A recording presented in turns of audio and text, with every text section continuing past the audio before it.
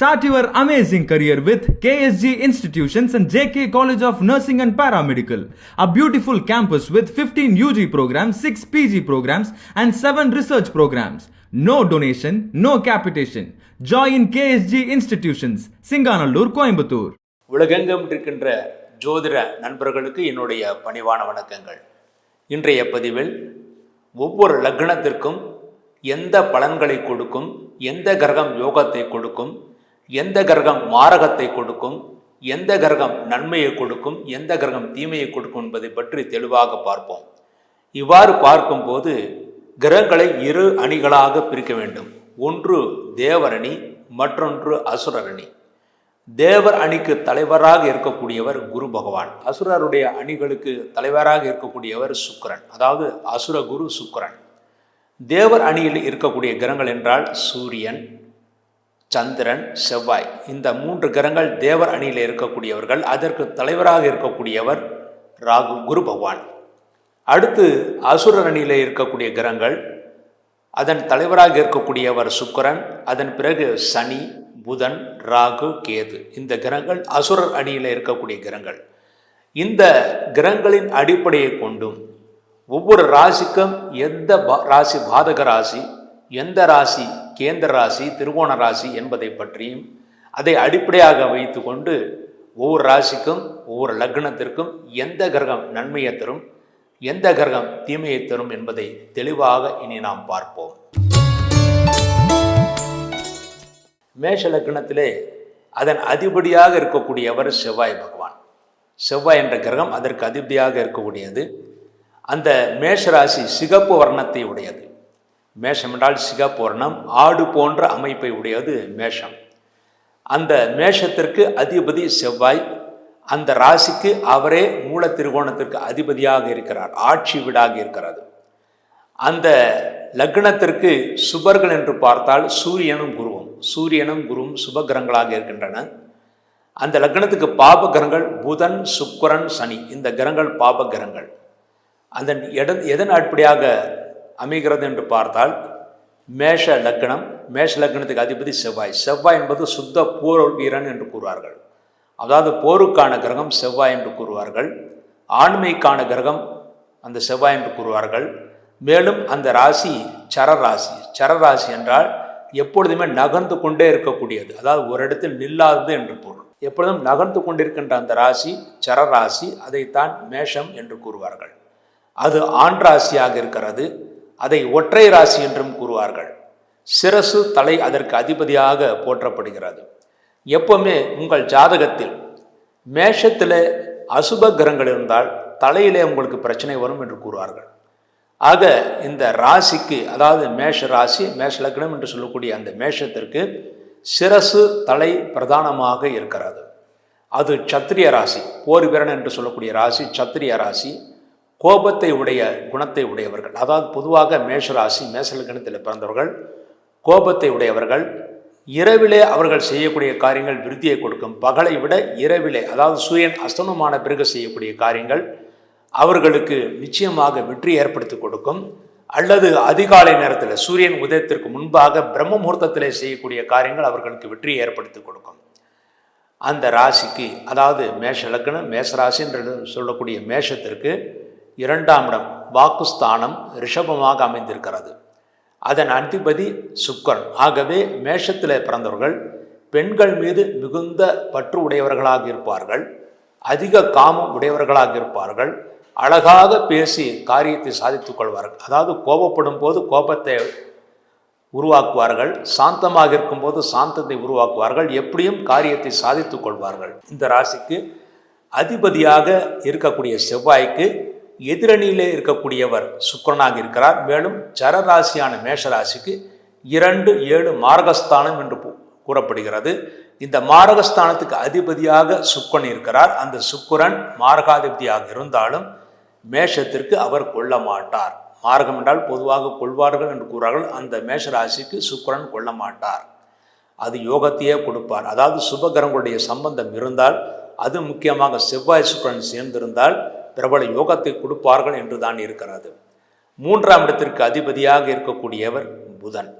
அந்த புதன் என்பது செவ்வாய்க்கு நேர் எதிரியான கிரகம்.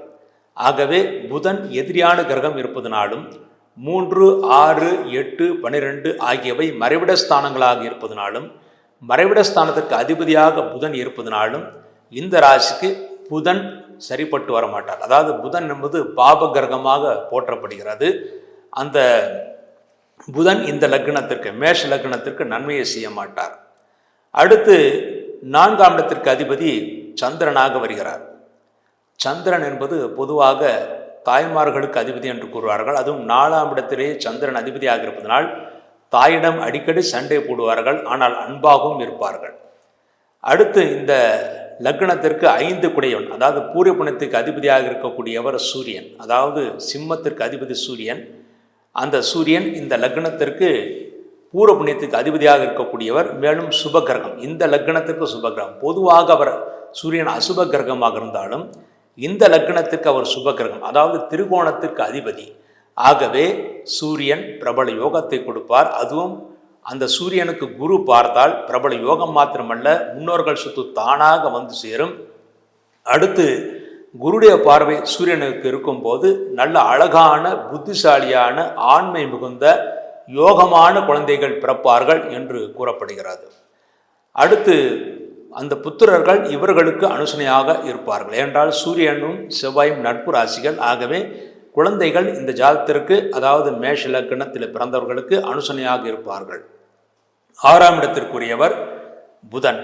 புதன் பொதுவாக வாத கிரகம், வாத நோயை கொடுக்கக்கூடிய கிரகம். ஆகவே அவர்களுக்கு ஏற்கனவே மேஷராசி என்பது உஷ்ண ராசி.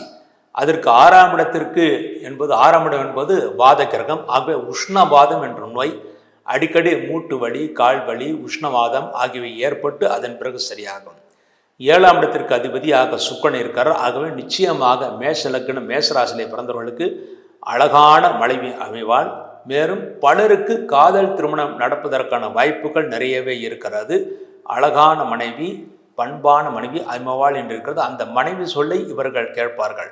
மேஷ லக்னம் மேஷராசியிலே பிறந்தவர்கள் மற்றவர்கள் யாரை எதிர்த்தாலும் ஆனால் மனைவியை எதிர்க்க மாட்டார்கள் என்றுதான் இருக்கிறது. இந்த லக்னத்திற்கு அஷ்டமாதிபதியாகவும் செவ்வாய் வருகிறார். அதாவது லக்னாதிபதியும் செவ்வாய், அஷ்டமாதிபதியும் செவ்வாய். ஆக இந்த லக்னத்துக்கு லக்னாதிபதியான செவ்வாய் 8ஆம் இடத்திற்கும் வருவதனால் அவர் நன்மை செய்வாரா தீமை செய்வாரா என்ற சந்தேகம் பலருக்கும் இருக்கும். அந்த செவ்வாயை சுப கிரகங்கள், குரு போன்ற கிரகங்கள் பார்த்தால் நிச்சயமாக அஷ்டமாதிபத்தியம் தரமாட்டார். லக்னாதிபதி என்று சொல்லக்கூடிய உயர்வான அந்தஸ்தையும் புகழையும் தருவார். ஆனால் அந்த செவ்வாய் சனியுடன் சேர்ந்தாலோ அல்லது புதனுடன் சேர்ந்தாலோ அஷ்டமாதிபத்தியம் என்று சொல்லக்கூடிய ரோகத்தை கொடுப்பார்கள், சிரமத்தை ஏற்படுத்துவார்கள். இந்த லக்னத்திற்கு பாக்கியாதிபதியாக இருக்கக்கூடியவர் குரு பகவான். பாக்கியம் என்றாலே எந்த கடவுளை வணங்கினால் நமக்கு பாக்கியம் என்று இருக்கிறது. 9 கூடியவன் குரு பகவான். ஆகவே இந்த மேஷ லக்னம் மேஷராசிலே பிறந்தவர்கள் திருச்செந்தூர் முருகனை வணங்கினால் மிகவும் சிறப்பானது. அதுவும் திருச்செந்தூர் முருகனை வணங்கும் போது இவர்கள் எப்படி வணங்க வேண்டும் என்றால், முதலில் முருகப்பெருமானுக்கு சந்தனம் பவுடர் கொடுக்க வேண்டும். அதாவது சந்தன பவுடர் உங்களால் இயன்ற அளவு எவ்வளவு கொடுக்க முடியுமோ அதை கொடுக்க வேண்டும். அதை கொடுத்து முருகனை வணங்க வேண்டும். அதன் பிறகு தட்சிணாமூர்த்திக்கு, அங்கேயே தட்சிணாமூர்த்தி சன்னதி இருக்கிறது, தட்சிணாமூர்த்திக்கு மஞ்சத்தூள் கொடுத்து வணங்க வேண்டும். அங்கேயே நின்ற பெருமாளும் கிடந்த பெருமாளுமாக 2 பெருமாள்கள் இருக்கிறார்கள். ஆகவே பெருமாளுக்கு, அதாவது முருகன் சன்னிதானத்திலேயே அதற்கு அருகிலேயே பெருமாளுக்கு 2 சந்நிதிகள் இருக்கிறது. அங்கே பெருமாளுக்கு 2 மாலைகள் சமர்ப்பிக்கப்பட வேண்டும். அந்த மாலை துளசி மாலையாகவும் இருக்கலாம், அல்லது ரோஜா பூ, மல்லிகை பூ, எந்த மாலையாகவும் இருக்கலாம். அவ்வாறு நீங்கள் செய்தீர்களே ஆனால் உங்களுக்கு மேஷ லக்னம் மேஷராசிலே பிறந்தவர்களுக்கு நல்ல அதிர்ஷ்டத்தை ஏற்படுத்தி கொடுக்கும், நல்ல பாக்கியத்தை ஏற்படுத்தி கொடுக்கும். எப்படிப்பட்ட பிரச்சனைகள் இருந்தாலும் தீரும் என்று இருக்கிறது. என்றால் உங்கள் லக்னத்திற்கு அதிபதி செவ்வாய், செவ்வாய் முருகனுக்கு அதிபதி என்று கூறுவார்கள். பாக்கியாதிபதி குரு, குரு தட்சிணாமூர்த்தி, இருவரும் ஒரே இடத்தில் இருப்பது அங்குதான். ஆகவே அது மிகவும் நன்மை ஏற்படுத்தி கொடுக்கும். தொழில் ஸ்தானாதிபதி லாபாதிபதியாக சனி பகவான் வருகிறார். இந்த லக்னத்திற்கு சனி பாபகிரகம், பாபகிரகமாக இருந்தாலும் சனியே தொழில் ஸ்தானாதிபதியாக இருப்பதனால் அவர்கள் அடிமை தொழில் செய்வதில் வல்லவர்களாக இருப்பார்கள். அதாவது வேலைக்கு சென்று பணம் ஈட்டுவதில் வல்லவர்களாக இருப்பார்கள். சொந்த தொழில் செய்யும் போது அவர்களுக்கு நல்ல அடிமையாட்கள் கிடைப்பார்கள். ஆனால் மிகவும் சிரமப்பட்டுத்தான் தொழிலை செய்ய வேண்டியிருக்கும்.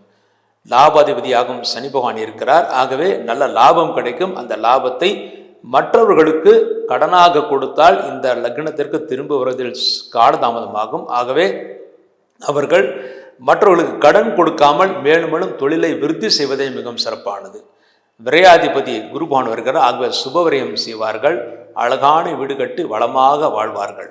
இந்த 9ஆம் இடத்திற்குரியவன் பொதுவாக குரு பகவானாக இருப்பதனால் தெய்வ அருள் அவர்களுக்கு நிரம்பவே இருக்கிறது. மேலும் திருச்செந்தூர் முருகனை வழிபாடு செய்தால், நான் எப்படி சொன்னேனோ அதை பாடியே நீங்கள் வழிபாடு செய்தால் நல்ல விருத்தி முன்னேற்றத்தை பெற்று மேஷ லக்னம் மேஷராசியிலே பிறந்தவர்கள் நல்ல யோகத்தை பெற்று சந்தோஷத்தை அடைவார்கள் என்பது உறுதி. இவ்வாறாக லக்னத்திற்கு எந்த தேவதைகள் என்பதை பற்றியும், எப்படிப்பட்ட ஆடைகளை அணிவது என்பதை பற்றியும், எந்த லக்னத்திற்கு எப்படி நாம் வழிபாடுகள் செய்ய வேண்டும் என்பதையும் விரிவாக பார்த்தோம்.